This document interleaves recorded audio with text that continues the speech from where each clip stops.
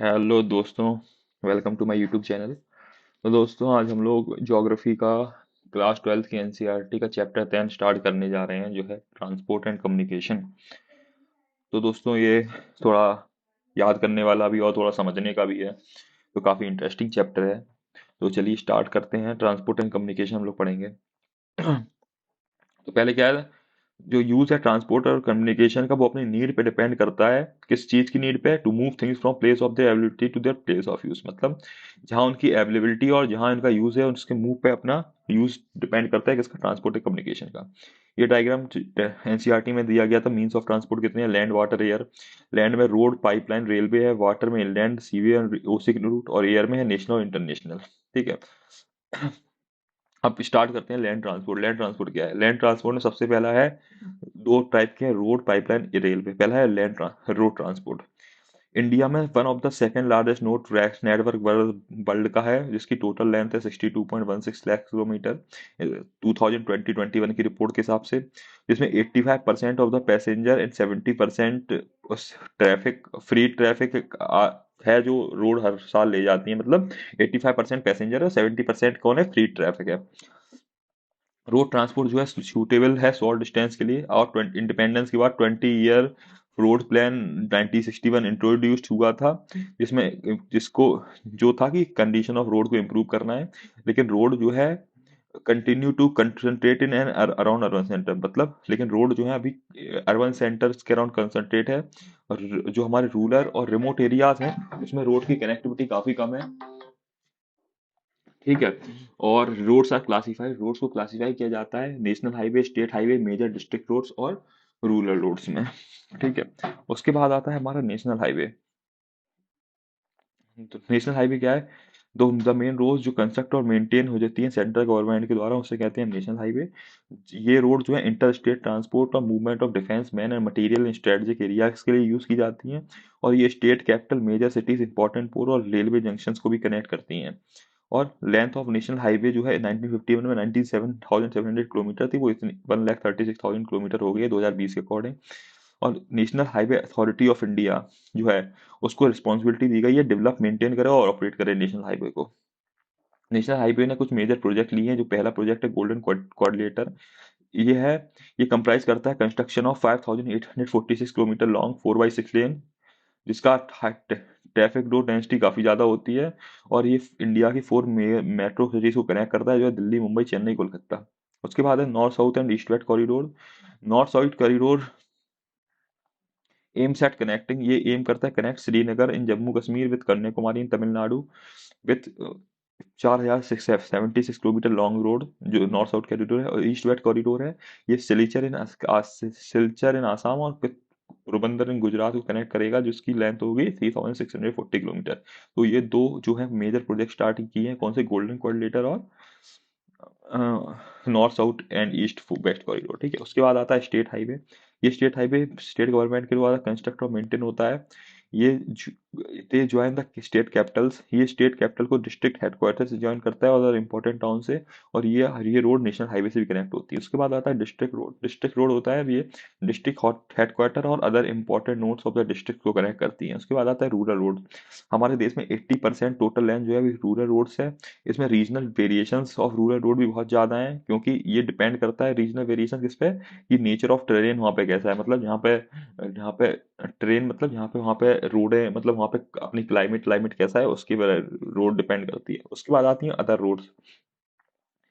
Other roads में कौन कौन सी आती है? बॉर्डर रोड ऑर्गेनाइजेशन जो है 1960 में स्टेब्लिश हुआ था, जिसका पर्पस क्या था? एक्सलेट करे इकोनॉमिक डेवलपमेंट और defence preparedness through rapid and coordination movement of strategically important roads along the northern and north eastern boundary of the country। मतलब नॉर्थ और नॉर्थ ईस्टर्न बाउंड्री में इंपॉर्टेंट रोड्स को construct किया जाए। इसका border road organisation इसलिए establish किया गया था। ठीक है। इसने रोड हाई एल्टीट्यूड में भी कंस्ट्रक्ट किया है, जैसे जो चंडीगढ़ से मनाली, लेह लद्दाख। दिस रोड जो है ये 4,700 270 मीटर से सी लेवल के अलोंग। ठीक है।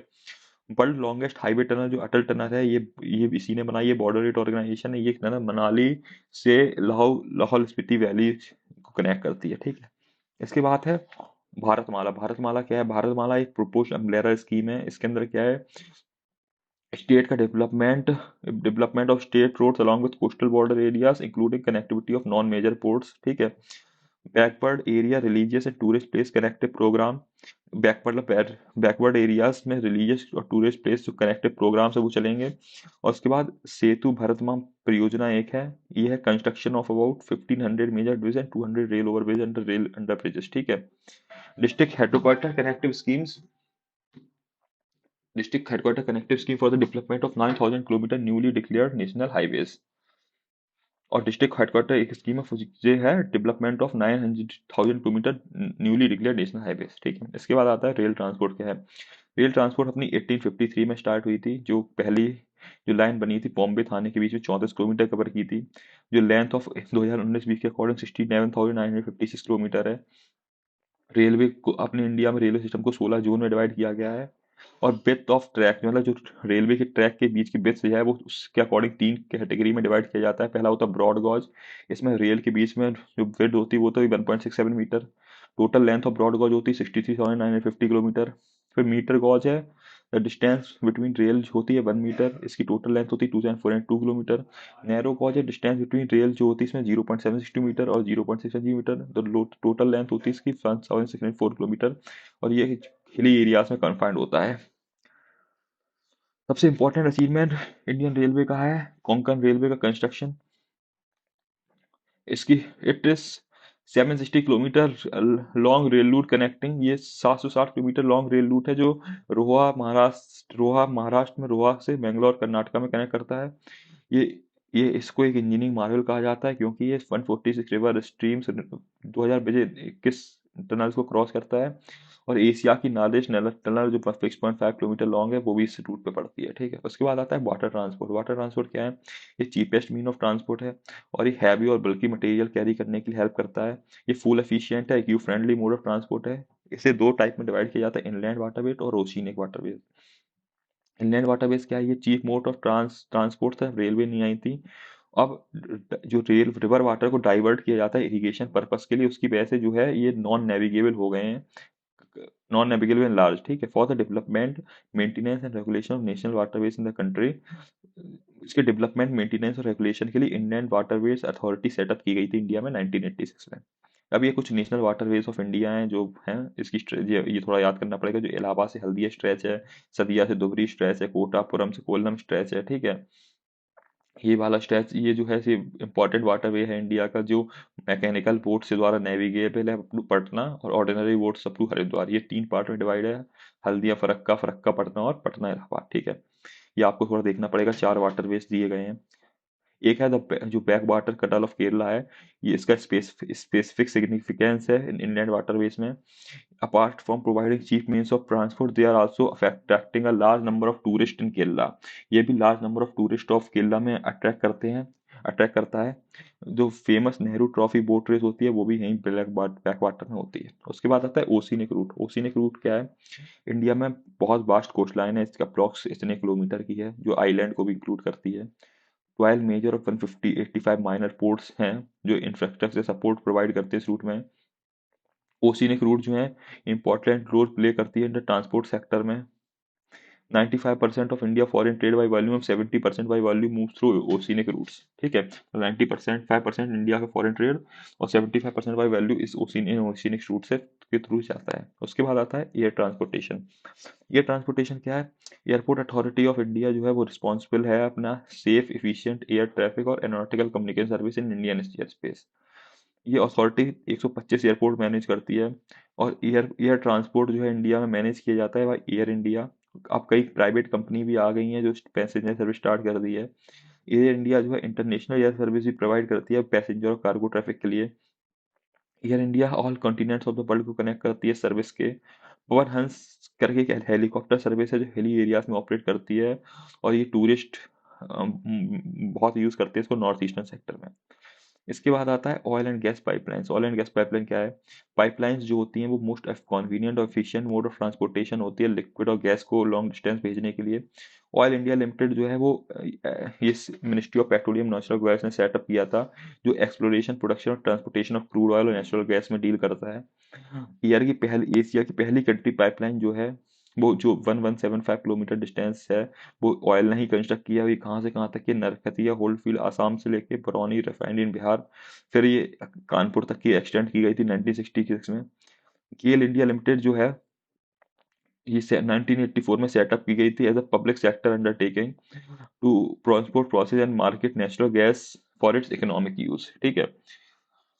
पहले ही 16-1700 किलोमीटर लॉन्ग, 1700 किलोमीटर लॉन्ग ये है cross countries gas pipeline constructed by GAIL linked Mumbai high and basin gas field with various fertilizer power and industrial complex in western north India.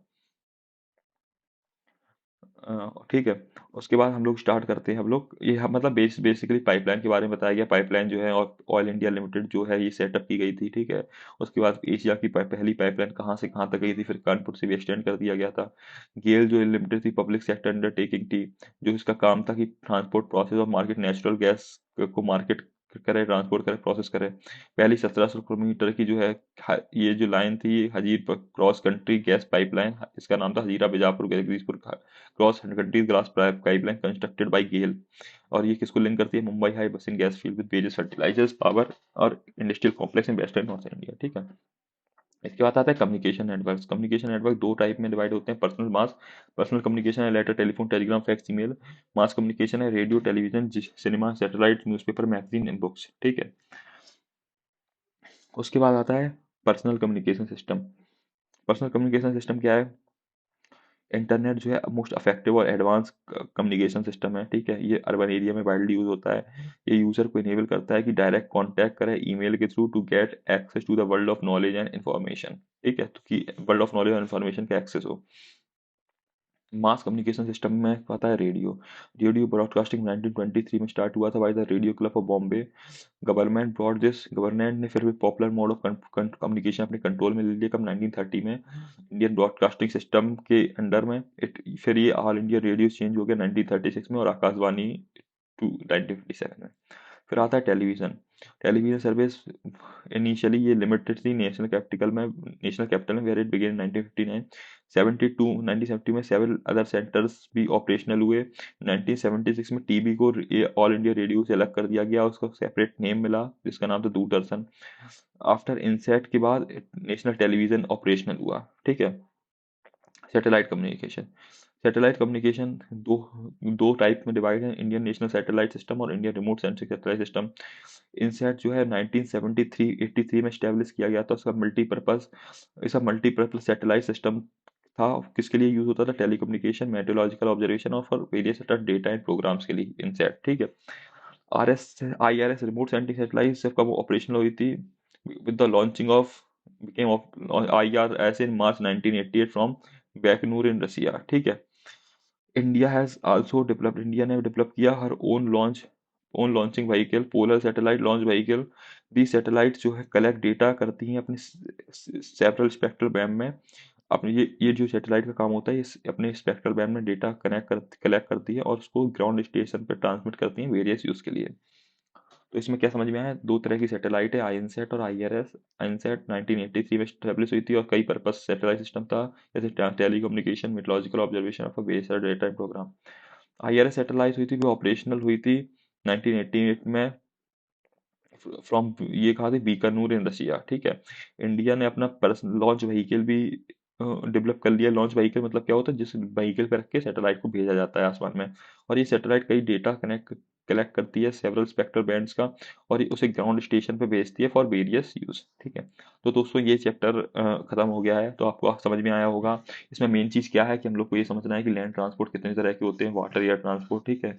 और कौन कौन से प्रोजेक्ट अभी करंट गवर्नमेंट जो है करंट चल रहे हैं। उसके बाद कौन सा ट्रांसपोर्ट मेनली यूज़ करती है पब्लिक, और कौन से ट्रांसपोर्ट के क्या फ़ायदे हैं क्या नुकसान है, तो ये सब चीज़ें हम लोग को थोड़ी याद रखनी पड़ेंगी, ठीक है। तो दोस्तों चलिए मिलते हैं ज्योग्राफी के नए चैप्टर में। जो है हम लोग के सिर्फ दो चैप्टर बचे हैं, अगला चैप्टर है इंटरनेशनल ट्रेड, उसमें मुलाकात होगी आपसे।